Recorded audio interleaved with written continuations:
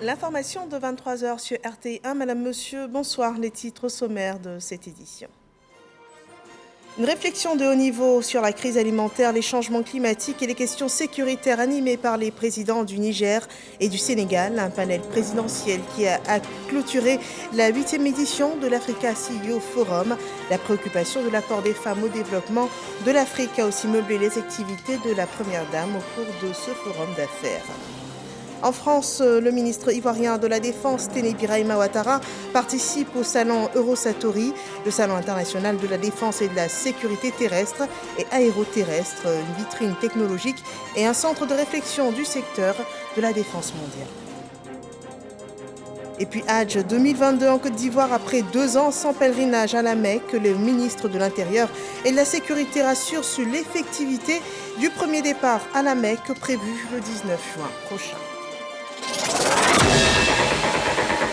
Bienvenue dans ce 23h. L'Africa CEO Forum 2022 s'est achevé ce jour sur des propositions aux défis du continent. Une réflexion menée au cours d'un panel de haut niveau, un panel présidentiel animé par les présidents Macky Sall du Sénégal et Mohamed Bazoum du Niger, ainsi que le vice-président ivoirien Tiemoko Meïlie Koné. Les participants ont fait le tour des défis des pays africains tels que la crise alimentaire, les changements climatiques ou encore des questions sécuritaires, suivant ce résumé de Viviane Aïma.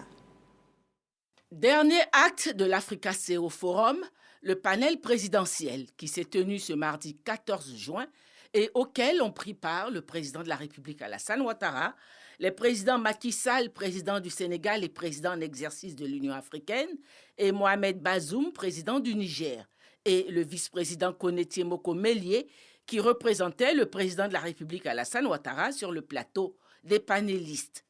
La crise alimentaire qui s'aggrave sur le continent africain depuis le déclenchement de la guerre en Ukraine, la crise climatique et les engagements pris par la communauté internationale à l'occasion de la COP15 et la crise sécuritaire dans le Sahel, marquée par les attaques récurrentes des mouvements terroristes djihadistes, ont constitué le menu des questions posées aux différents intervenants. Sur la crise alimentaire actuelle en Afrique et sur les engagements pris par la COP15 pour lutter contre la sécheresse, l'intervention du vice-président Koné Tiemoko Meïlie. Vous avez posé une question pour dire qu'est-ce qu'il faut faire.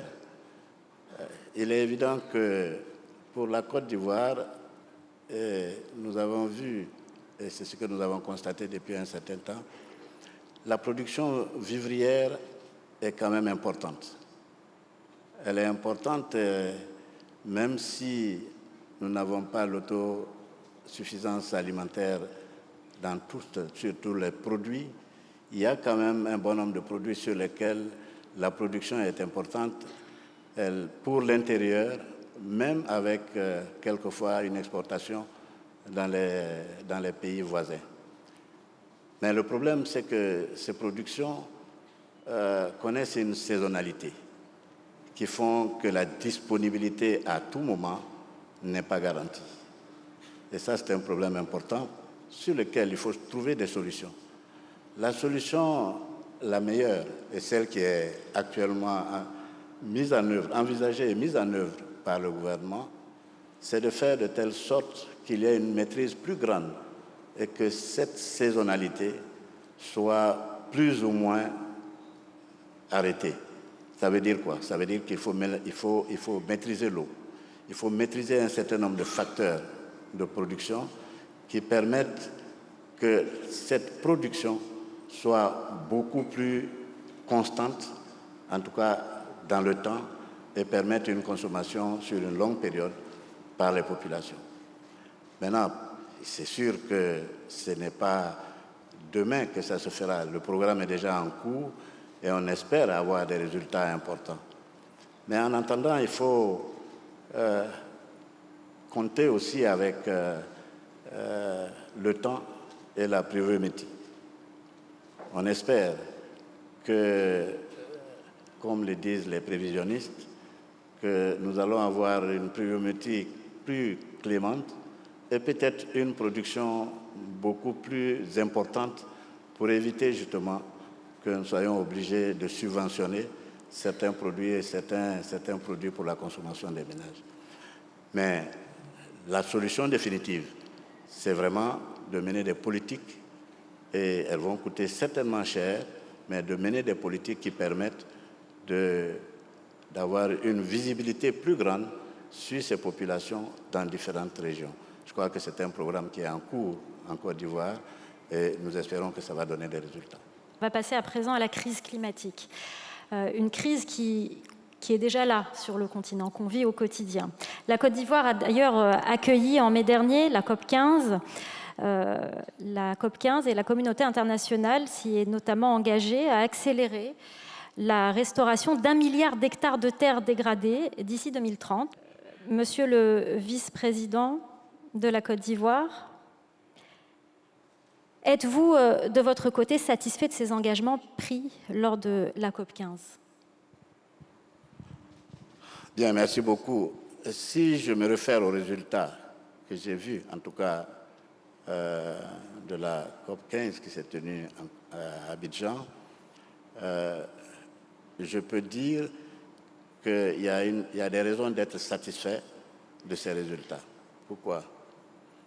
Je pense qu'il y a, si mes souvenirs sont exacts, il y a 38 engagements qui ont été pris et qui, à mon avis, s'adressent bien aux questions concernant la désertification et même la reforestation.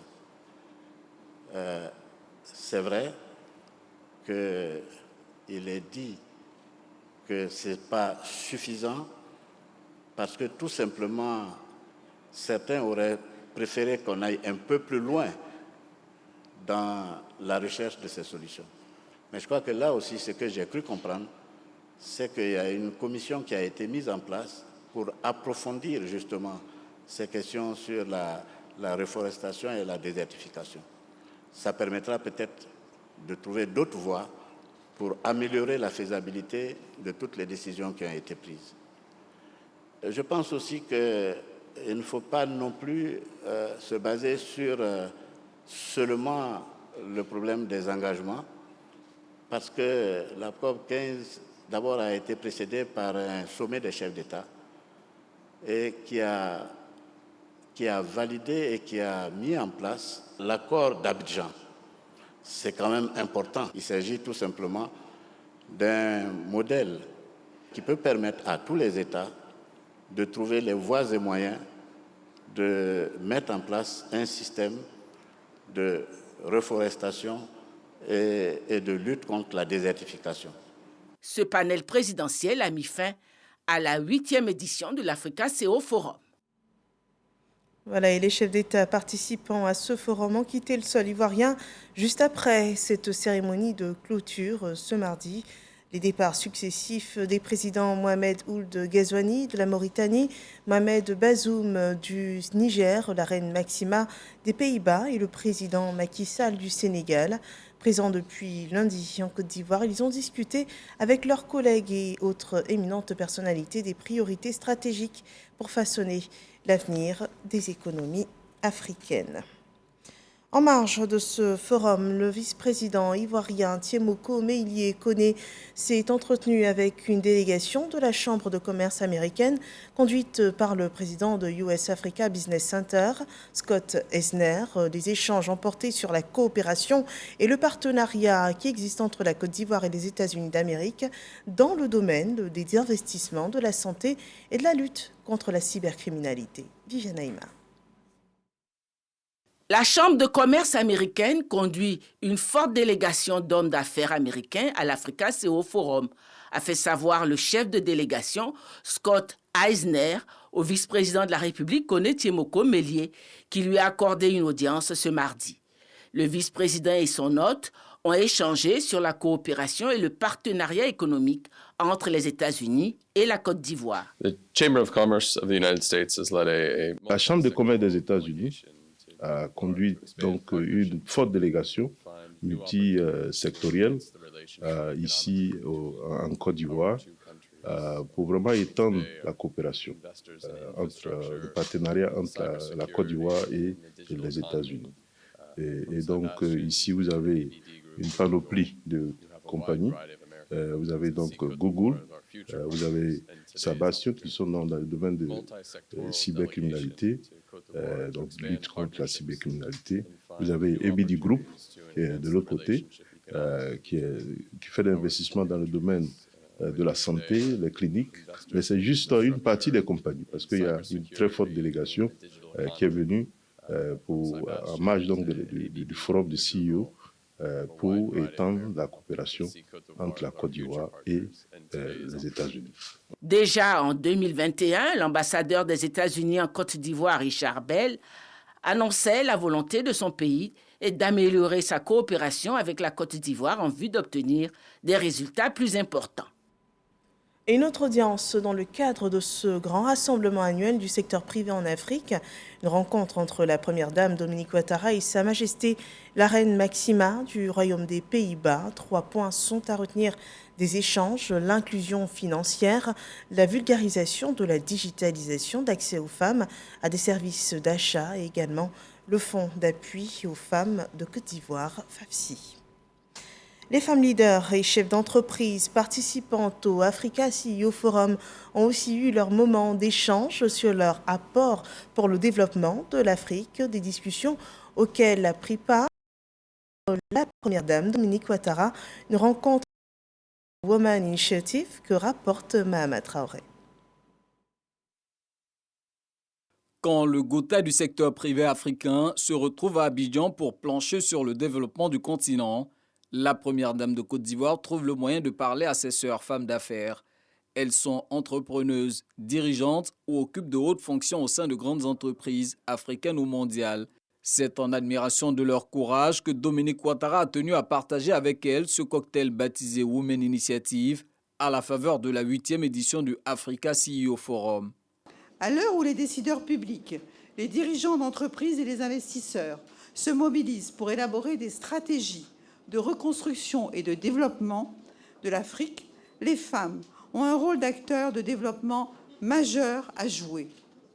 Pour ma part, j'ai choisi d'apporter ma pierre à la construction de l'Afrique en renonçant à ma carrière de chef d'entreprise au profit de mon rôle de première dame depuis 2010. C'est à ce titre que la première dame de Côte d'Ivoire mène des actions d'envergure au profit des plus faibles. Citons les actes posés par sa fondation Children of Africa dans le domaine de l'éducation, de la santé et du social, son combat pour l'élimination du travail des enfants et celui pour l'autonomisation des femmes avec le Fonds d'appui aux femmes de Côte d'Ivoire.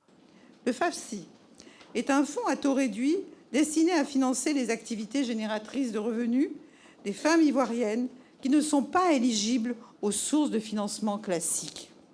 Aucune caution financière, ni aval, ni frais ne sont exigés à nos sœurs pour pouvoir bénéficier du FAFSI. Le capital du FAFSI est actuellement de 25 milliards et ce capital est à la banque et appartient toujours à l'État. Et nos sœurs ont réalisé un taux de remboursement de plus de 98%, ce qui est vraiment exceptionnel. Il a été octroyé à plus de 300 000 femmes ivoiriennes qui peuvent ainsi prendre en charge leur famille, soit plus de 2 millions de personnes sorties de la pauvreté. L'expérience du FAFSI nous prouve que les femmes peuvent contribuer de façon significative à l'édification d'une Afrique plus forte. Et Dominique Ouattara d'indiquer la voie du possible à ses convives du jour. Chères sœurs, il incombe aux femmes dirigeantes de prendre la place qui est la leur et d'asseoir les bases de leur participation active dans la reconstruction de l'Afrique par des décisions fortes et des actions concrètes. C'est à ce prix que nous pourrons jouer véritablement notre rôle dans cette Afrique en pleine reconstruction. Outre cette adresse, Dominique Ouattara s'est prêté aux questions des femmes d'affaires.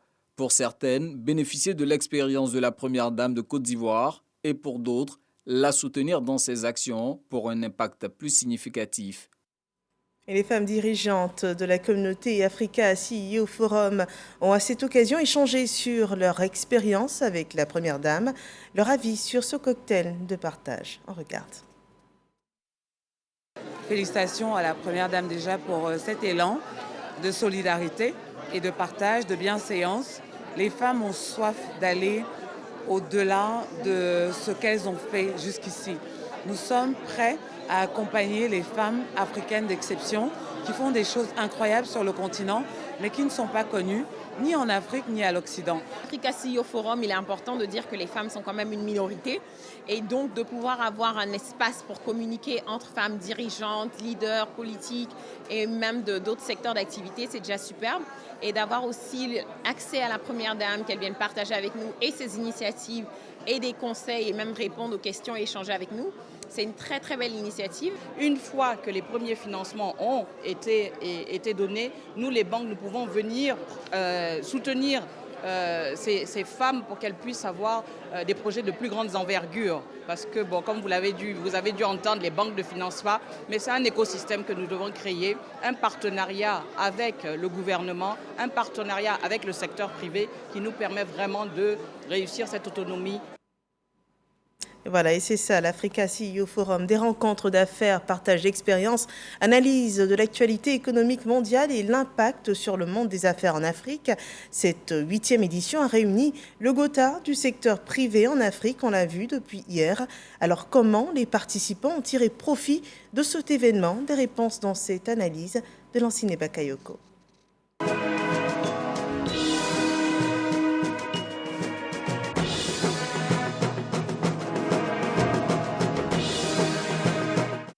C'est une première pour Richard Amor, un banquier d'affaires basé au Luxembourg.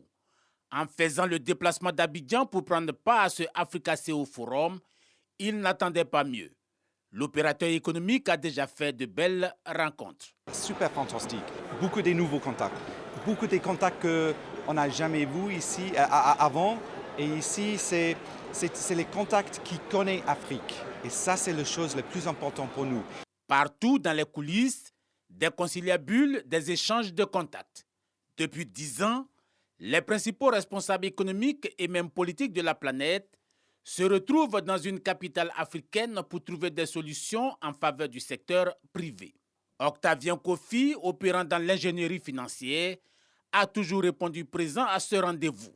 Les retombées sont encourageantes. La plupart de nos clients, c'est grâce au CEO Forum Africa que nous avons tissé pas mal de partenariats avec des sociétés importantes, avec des gouvernements.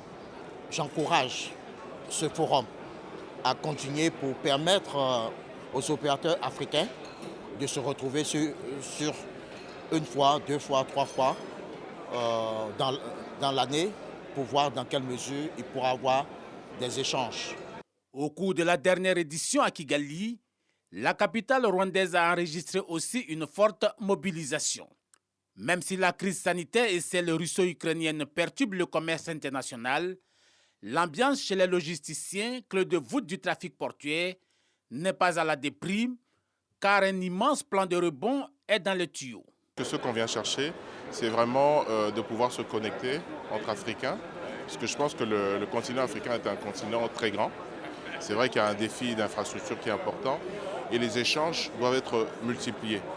Et je pense que ce type d'événement permet de reconnecter les différentes parties du continent, les différentes sous-régions, mais aussi les différentes zones anglo, franco, lusophones. Ce qui est intéressant, c'est de savoir ce qui se fait, d'avoir de la perspective, de la prospective sur le continent et de pouvoir apprendre de l'expérience d'autres et de donner aussi son expérience pour essayer de construire encore les choses de manière sereine et perpétuelle sur le continent. Se connecter à d'autres investisseurs, nouer des contacts business dans l'optique de créer une chaîne, construire des parcs industriels dans les pays africains. Ce forum donne une perspective d'expansion aux entreprises du continent. Nous faisons des rencontres, nous échangeons des idées, nous partageons des expériences. Et rien que ça, c'est une richesse incroyable. Et donc les problématiques, elles sont prises en charge différemment en fonction des contextes, des circonstances, des personnalités, des intelligences. Et donc ça crée un brassage, d'où forcément il sort des décisions, des résolutions, des conclusions qui permettent d'appréhender différemment les affaires, le développement, la politique. L'Afrique, aujourd'hui un grand marché avec une forte demande, beaucoup de travail, de coordination et d'investissement. Selon de nombreux entrepreneurs, L'Afrique n'est plus le continent sans espoir d'il y a 20 ans. Ses entreprises et son secteur privé y sont plus innovants et dynamiques que jamais. Sa jeunesse connectée et avide d'entrer de plein pied dans la globalisation. C'est l'occasion ici pour nous de pouvoir accompagner celles-ci qui opèrent et qui ont des besoins de plus en plus grandissants dans le contexte mondial qui est clairement affecté par la pandémie d'une part, les crises et les guerres d'autre part. À ce Africa CEO Forum d'Abidjan, la Côte d'Ivoire prépare un programme national qui va booster les jeunes vers l'industrie. Question de dépasser les seules retombées bureaucratiques et symboliques internes aux entreprises. Voilà, Africa CEO Forum, le profit des entrepreneurs africains, c'est un dossier EcoPlus que vous pourrez revoir sur rti.info.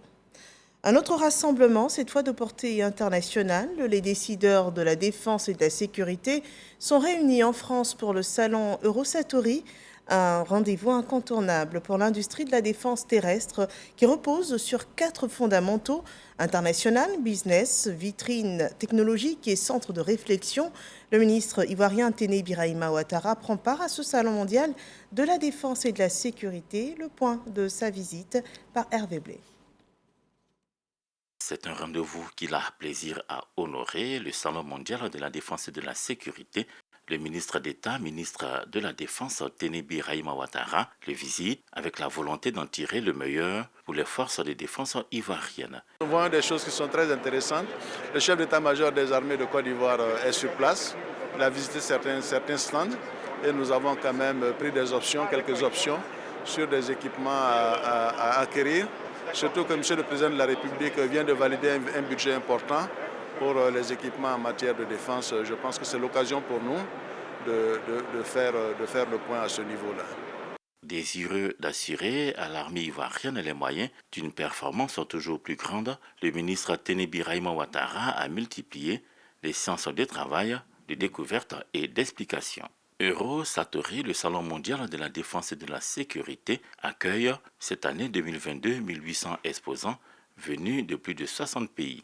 Ouvert lundi et jusqu'à vendredi, il donne la possibilité aux 57 000 visiteurs attendus de découvrir toute une série de nouveautés du milieu de la défense et de la sécurité, entre autres des véhicules terrestres, aériens et marins, des hélicoptères, des armes et des munitions, des centaines de matériels et de systèmes à découvrir en grandeur réelle. En Côte d'Ivoire, le nouveau président de l'Assemblée nationale multiplie les rencontres avec les autres institutions de la République. La grande chancellerie, le patron de l'hémicycle a aussi rencontré après cela la Cour de cassation et également il était à la Cour des comptes. L'objectif de toutes ces rencontres, c'est de renforcer le rapprochement entre les différentes institutions de la République. On voit cela dans ce reportage de Konaté Moussa.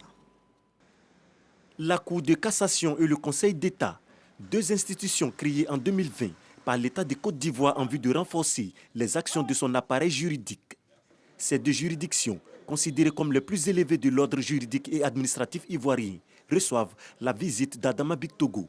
Le président de l'Assemblée nationale a échangé avec Chantal Nanaba Camara, présidente de la Cour de cassation, et Patrice Yao Kwaku, président du Conseil d'État, sur le renforcement de la collaboration entre les institutions de la République. Nous avons profité donc de cette visite de courtoisie pour mettre en place donc une plateforme de rencontre entre notre institution et la Cour de cassation et le Conseil d'État. Comme vous le savez, l'Assemblée légifère, mais l'application des textes relève donc de la compétence des juridictions que sont la Cour de cassation, le Conseil d'État. Rapprochement entre les différentes institutions de la République, la même démarche à la Cour des comptes, juridiction chargée du contrôle et du suivi des finances publiques. Le président de cette structure et Adama Bictogo se sont prononcés sur les actions communes de leurs institutions respectives. Le Parlement et la Cour des comptes sont les 2 contrôleurs externes de la Côte d'Ivoire. Et donc, en tant que contrôleur externe, surtout de l'exécution de la loi des finances, nous avons des choses à nous dire. Nous sommes des partenaires privilégiés et c'est normal qu'il y ait une relation fluide entre le Parlement et la Cour des comptes. Le vote de la loi des finances du budget se fait par l'Assemblée nationale, mais les rapports qui nous permettent d'apprécier donc la mise en œuvre de ce budget, ce sont des rapports qui proviennent de la Cour des comptes. C'est une institution importante qui, avec le Parlement, nonobstant la séparation des pouvoirs, ont une relation complémentaire avec l'exécutif. Dans son agenda ce mardi, le président Adama Bictogo a aussi échangé avec des parlementaires nigériens. La délégation est venue au nom du président de l'Assemblée nationale du Niger féliciter le président Adama Bictogo pour son élection à la tête de l'Assemblée nationale de Côte d'Ivoire. Voyons à présent cette bonne nouvelle pour les pèlerins musulmans. Après 2 ans d'annulation du Hajj pour cause de pandémie de coronavirus, le premier départ à la Mecque est prévu pour le 19 juin prochain, rassure le ministre de l'Intérieur et de la Sécurité. Une déclaration qu'a retenue Evelyne Yoboué et Abou Sanogo. Après 2 années successives d'interruption de participation au Hajj liées à la Covid-19, les candidats ivoiriens pourront se rendre en Arabie Saoudite pour participer au dernier des 5 piliers de l'islam, le pèlerinage. L'annonce a été faite par le ministre de l'Intérieur et de la Sécurité, Vagondo Diomandi. Il était important qu'à 4 jours du départ du premier vol, qu'on fasse le point. Il faut dire que l'État a pris toutes les dispositions pour que cette année, les Ivoiriens admis à faire le Hajj puissent effectivement participer à cette activité.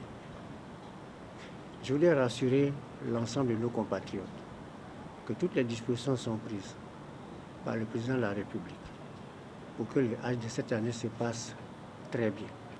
Nous souhaitons que chaque acteur s'inscrive dans les règles qui ont été édictées. Plus grand rassemblement religieux au monde, le Hajj réunit habituellement quelques 2 millions de musulmans issus des 4 coins de la terre. Le premier vol est prévu pour le samedi prochain. La Côte d'Ivoire compte plus de 4000 candidats. En France, les consulats représentés dans la ville de Lyon étaient en fête. La fête des consuls, c'était le 10 juin dernier. Il s'agit de renforcer les liens d'amitié et de fraternité qui existent entre ces consulats et également entre les pays qu'ils représentent. Plusieurs activités culturelles étaient au programme, selon Didier Nguessan dans ce reportage. Les fêtes consulaires de Lyon sont une tradition depuis de nombreuses années. Après une pause durant 2 ans, elles reprennent. En présence du corps consulaire constitué de diplomates de carrière et diplomates honoraires, les festivités ont démarré le 10 juin dernier. Autour du thème de la culture, les participants et festivaliers ont découvert les activités de danse, calligraphie, peinture, musique, photographie et littérature. Les fêtes consulaires sont justement l'occasion pour les Lyonnaises et les Lyonnais de pouvoir, luxe rare, se dépayser chez soi. Elles forment, les fêtes consulaires, une occasion pour les habitantes et les habitants de notre ville de renouer avec une caractéristique fondamentale de notre ville, un passé prolongé, pour ainsi dire presque parfait, l'esprit des confluences. Chaque consulat met en valeur son stand suivant le thème de l'édition. Les participants ont visité le stand ivoirien. Le corps consulaire travaille à maintenir les relations de paix et d'amitié entre les consulats. En Turquie, le ministre ivoirien des Sports est en mission pour l'économie sportive de Côte d'Ivoire. Invité spécial des festivités de Ethnosport, qui fait la promotion des jeux et sports traditionnels, Dan Opolin a profité de son séjour pour avoir une séance de travail avec son homologue turc. Les échanges ont porté sur des propositions concrètes de coopération pour des bourses et opportunités d'insertion des athlètes ivoiriens dans des clubs et académies de haut niveau en Turquie. On écoute à présent le ministre Dan Opolin qui fait le point de sa mission. Nous avons saisi l'opportunité pour faire connaître la Côte d'Ivoire, présenter les opportunités d'investissement, opportunités de venir découvrir la CAN 2023 en Côte d'Ivoire. Et nous sommes heureux de l'oreille attentive des autorités turques qui nous ont donné leur accord pour apporter eux aussi leur expérience à la construction et au développement de l'économie sportive. Nous repartons donc convaincus du renforcement de la coopération entre la Côte d'Ivoire et la Turquie, une coopération qui a déjà pris forme à travers de nombreux projets et que nous souhaitons renforcer à travers le renforcement de l'économie sportive. Et voyons à présent le point Covid de ce mardi.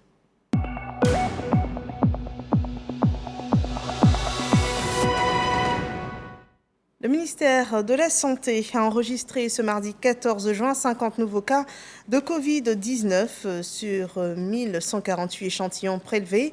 32 nouvelles guérisons sont également annoncées, 0 cas de décès.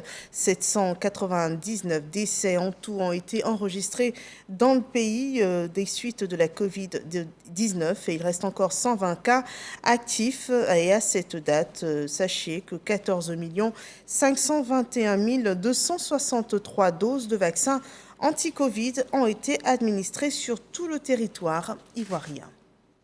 Dans l'actualité hors de notre pays, au Mali, la base de Ménaka est transférée à l'armée malienne. L'armée française quitte officiellement la base militaire de Ménaka dans le nord-est du Mali et en remet les clés aux forces armées maliennes FAMA avant dernière étape du départ de la force anti-djihadiste Barkhane du Mali. Ce retrait s'effectue alors que cette région connaît une importante dégradation sécuritaire avec une multiplication des offensives du groupe État islamique depuis le début du mois de mars. Les militaires français quitteront définitivement le Mali à la fin de l'été avec le transfert au FAMA de leur principale emprise de Gao, a souligné le porte-parole de l'état-major, le général Pascal Lani, lors d'un point presse.